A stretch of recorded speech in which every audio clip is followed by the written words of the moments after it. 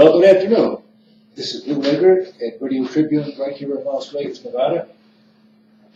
We're at 717 South 9th Street. That's the corner of 9th and Charleston, right here in the heart of entertainment, Las Vegas, Nevada.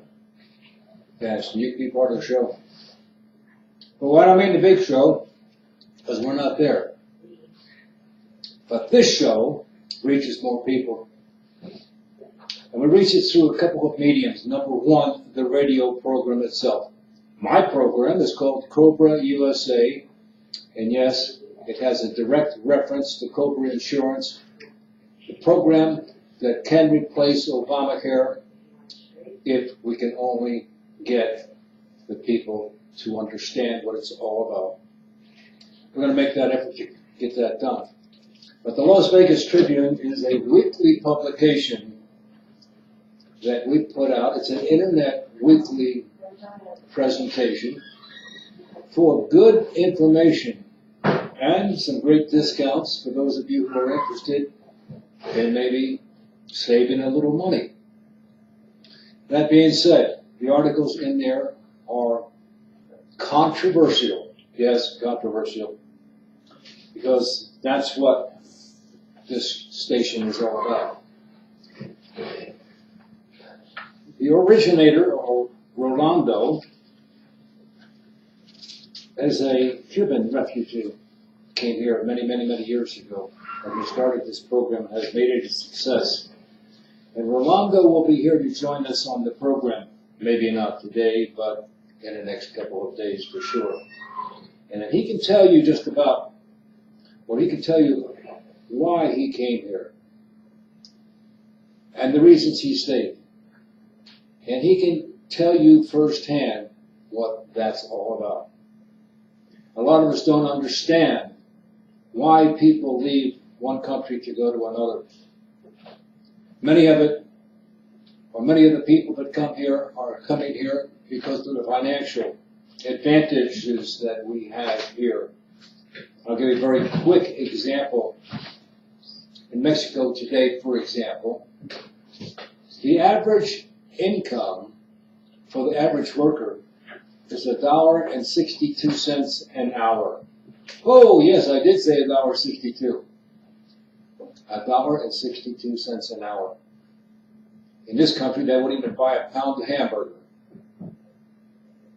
And so why do they come here? They come here because they're looking for financial rewards and a way out of subversion.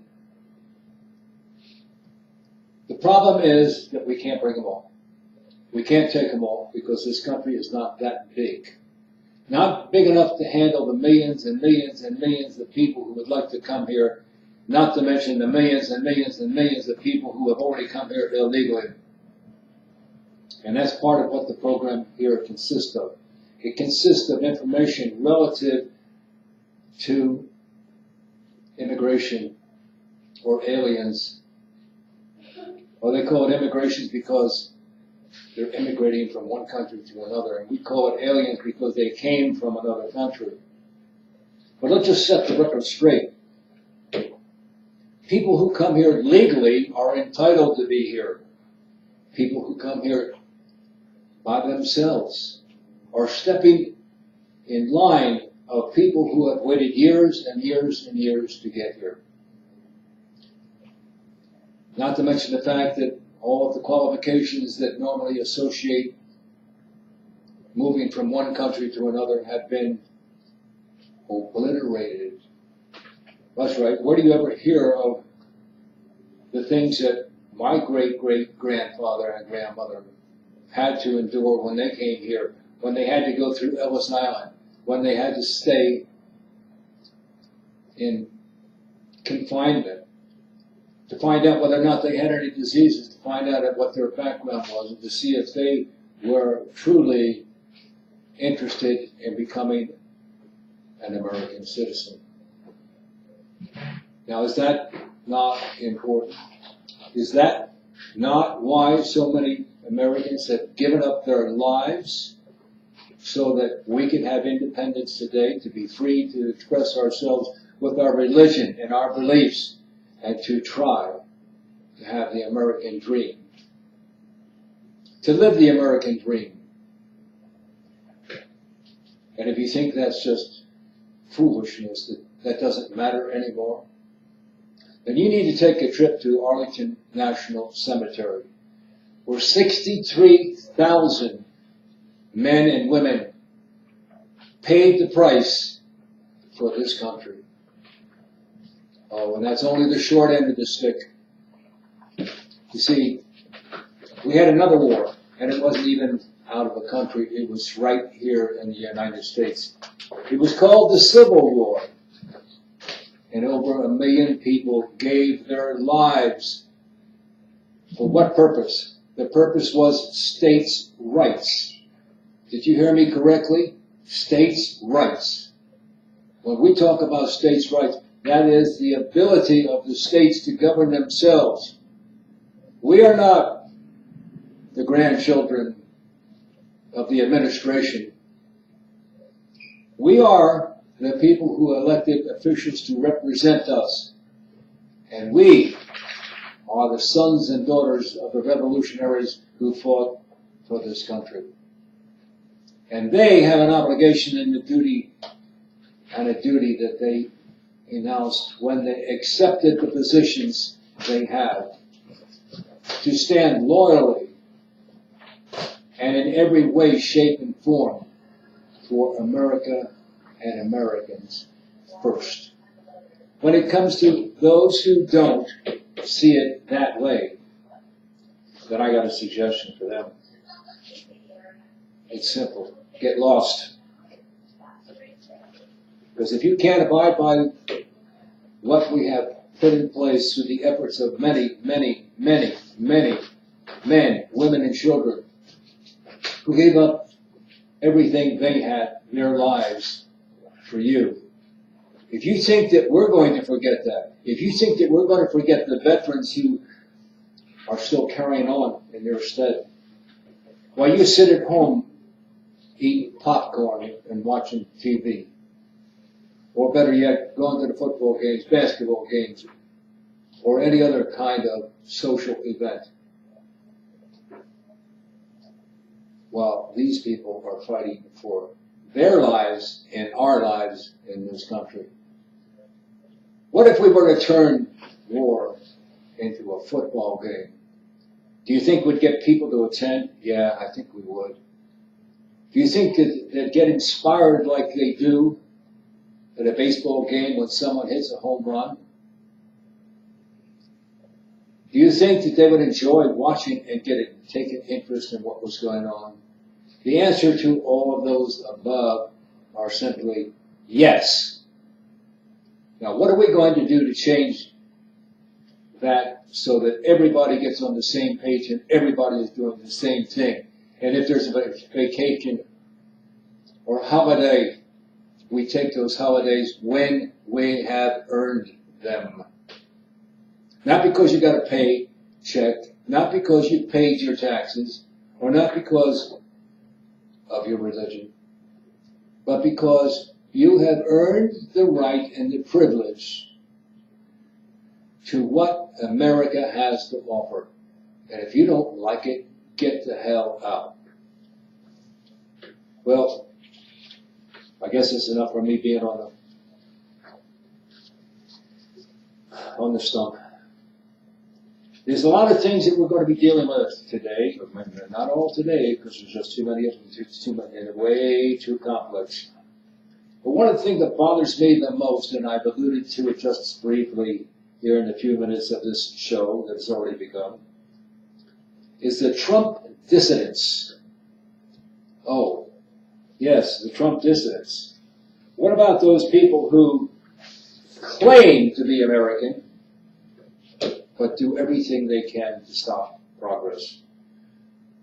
Some of those people like Johnny Depp, Christy Teigen, Maxine Waters, Bernie Sanders, those people who would behead Trump and make an expedition of it or exhibition of it on television. Those people who expound hunting Republicans and others who would blow or bomb Washington, D.C., these are dissidents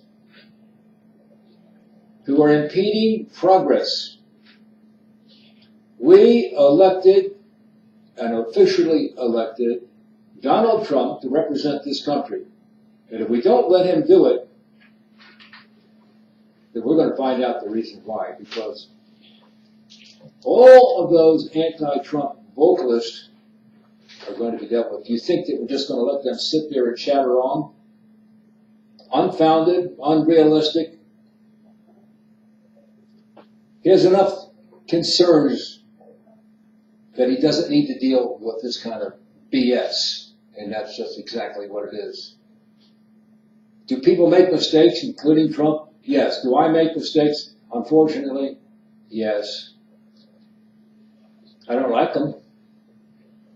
And sometimes I just don't understand why I did the things that I did. But you know what? I rebound. I say, wait a minute, is that the Christian thing to do? I say, what am I going to do to make amends and recognize that I'm not infallible, that I can mistakes. I can make those mistakes, and it's up to me to get them to correct them. It's up to me to correct those things. And these dissidents that are going around with Trump's head in their hand, these are deplorable, despicable people who have not given or been given the right to voice their opinion in an offensive way. It's one thing, and yes, we do have a constitutional right under the First Amendment to speak our mind, but that doesn't mean that you have the right to demean or do a character assassination on the people who are supposed to represent you. No, it's time that we began the fight back. And that's exactly what we're going to do. We are coming back. We're going to get those dissidents. We're going to hang them by their hair. Oh, yes. I'm careful about the wording that I have because I understand just how some of that is taken out of context. But the important thing is that when I enunciate and when I pronunciate and I do it correctly, there should be no misunderstanding or clarity to what I'm saying. Let's get one thing clear. I am an American. I am a patriot. I am a supporter of Donald Trump and the administration. And I know that we have many, many, many problems that we have to deal with. But guess what? Someone has to do it. And if we step on his toes enough, or some of the other people that are involved with him in the administration, we get nothing. And so let's talk about nothing for a minute. You see, we spend money like we have it. Yes, we spend so much money that we owe $20 trillion plus. And we don't really know the real count because we don't know that the bean counters are giving us that information. And I would not be surprised to find out that it was much greater than what they express. But let's talk about what we do know, for example. We do know, and statistics are there to prove it, that we give away in this country $686 billion annually for subsidies to unknown people. Or we can say, well, we know who they are. Really? How much do you know who they are? Do you know where they came from? Do you know what their qualifications are for subsidies? Are they just another person that is on voluntary welfare? Voluntary because they could work, they could earn a living, they could pay taxes. They could be a part of the American process, but they choose not to. And well, you could say, well, as long as they're giving out free money, why shouldn't they take it? Because on the other end of the spectrum, we're paying for it. We're paying because we have to borrow the money to keep this country going. And we're not taking measures to stop the leaks. Yeah. We got a big dam. And that dam is losing its water. And we don't have enough fingers to plug all the holes to keep it from leaking anymore. But it's there. It's draining 24/7, 365 days a year. And if you think that that little leak doesn't amount to a hill of beans, I got news for you. Try it. Try letting your water run just a few drops at a time into a bucket and see how long it takes to collect buckets and gallons of water. That will give you some kind of an idea of what's happening with our financial resources. We are dripping till we won't be able to drip anymore. What if we have a financial drought? A financial drought? Well, I never heard of that before. Well, we did hear about it before. We heard about it during the Great Depression, 1929, 1930. And to the credit of those people who were here during that time, even in despicable conditions, even when they had to join the soup lines, they did it with great respect and dignity. They went there with their suits and their jackets and their ties, and they looked like human beings. They didn't have their dungarees hanging off their back end. They weren't there to see what they could gather for the month or the year. They were there to have enough food and substance to live for the day. And that's the way it should be right now. We don't need to give people, and under what conditions, I don't know, why we should be giving people enough money to earn a living on the subsidies that we have to work for. Oh, somebody has to work for them, don't they? Yes. And how far can that money go? Well, let me give you another example, because I told you about the $686 billion in subsidies that we're paying out annually here, right here in the USA. The United States of America, in its wisdom and forethought, is giving away almost $1 trillion. Well, 686 billion is not $1 trillion, no, but then you see, I forgot to mention, well, I didn't forget. There's another $287 billion that we dedicate to the poor. Well, wait a minute. Aren't the subsidies that we're giving with that $686 billion going to the poor? How would you like to get a real count on where it's going and who's qualified and who's not? Now, we talk in the terms of billions. We never used to talk in terms of billions. We used to talk in hundreds of thousands and millions. No longer, because we've priced ourselves out of the market. We've given these monies to people who are undeserving. And how can you say that Aunt Martha is not deserving? Well, maybe Aunt Martha is deserving because she probably earned and worked for a living while she was young and robust. She, through those efforts and the savings that she was forced to have through Social Security, is entitled to monies that she received. In fact, the monies that she received is a pittance compared to what she put in. And if we were to compare an investment of monies paid into Social Security versus monies paid into other investments, we would find that Social Security is way, way out of line. And the reason it's so far out of line is because we gave Congress the powers to appropriate our money. Well, how can they do that? I don't know. How can they vote themselves a pay increase? How can they vote themselves immunity from crimes that they commit while charging us with the same crimes? Is that fair? Are you, well, Mr. Blue, if things are so bad, why don't you get the hell out of here? Well, I'll tell you the reason I don't. It's because it's not me that I'm concerned about. I'm old enough that I can struggle through the remaining years that I have. But I am concerned about my children and my grandchildren and my grandchildren's children. Yes, that's what I'm worried about.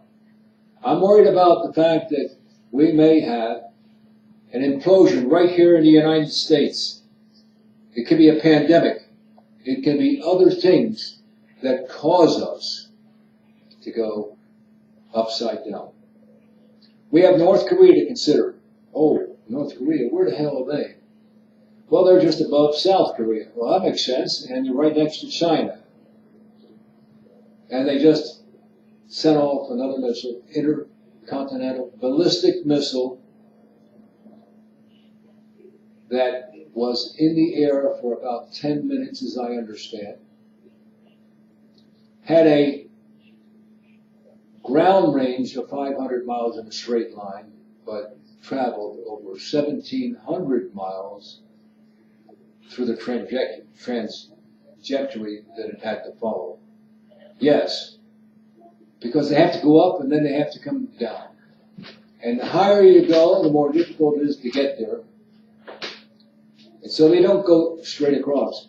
But if you straighten out the lines, you could find out that this particular IBM, Interballistic Continental Missile, has the capacity to reach Alaska and, oh, guess what? Northern California. Northern California? Wait a minute, where's Alaska? Well, Alaska is right next to California, in case you haven't noticed. So how much difference is there, especially if you drop the trajectory and bring it down to levels that you don't have to attain?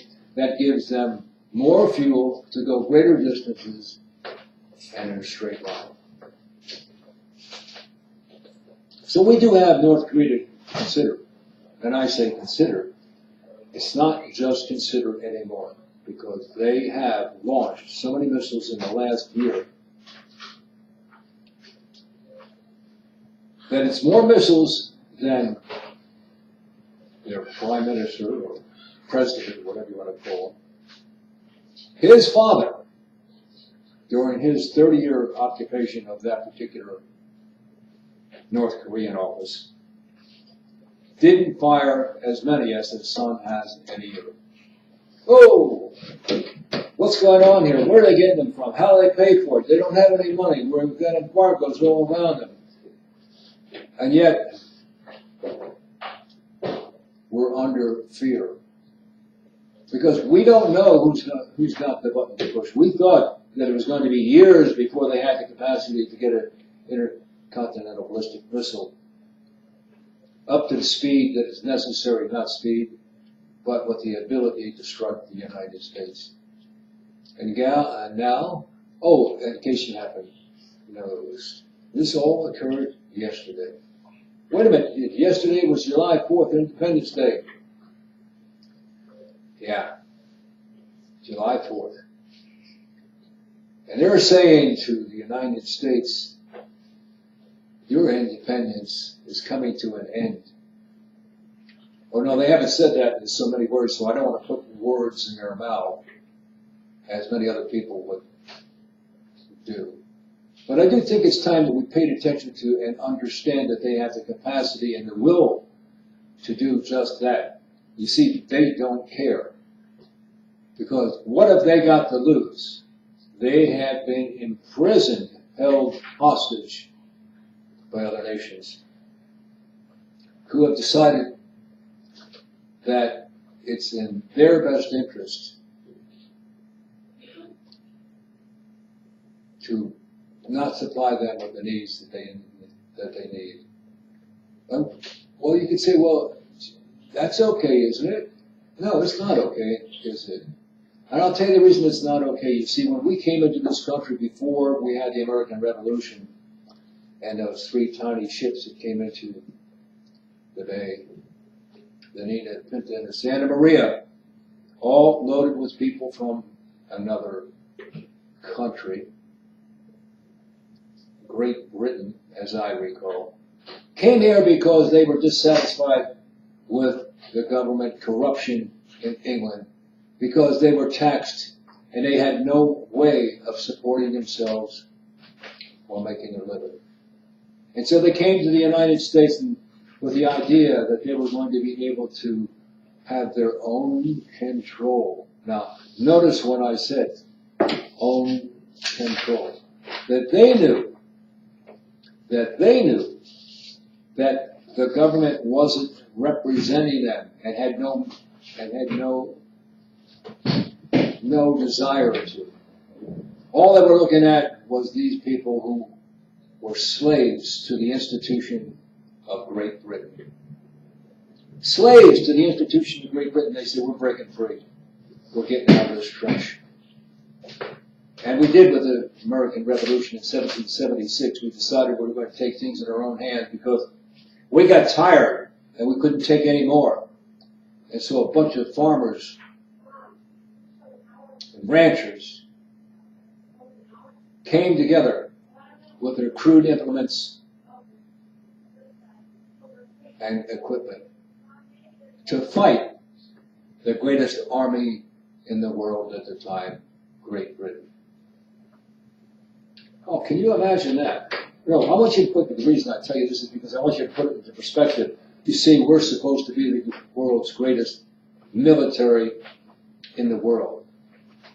But you saw what happened during the American Revolution, and don't think that it can't happen again here in the United States.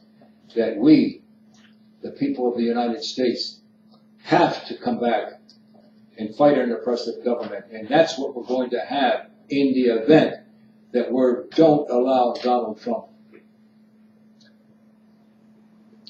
We don't allow Donald Trump to do his duty.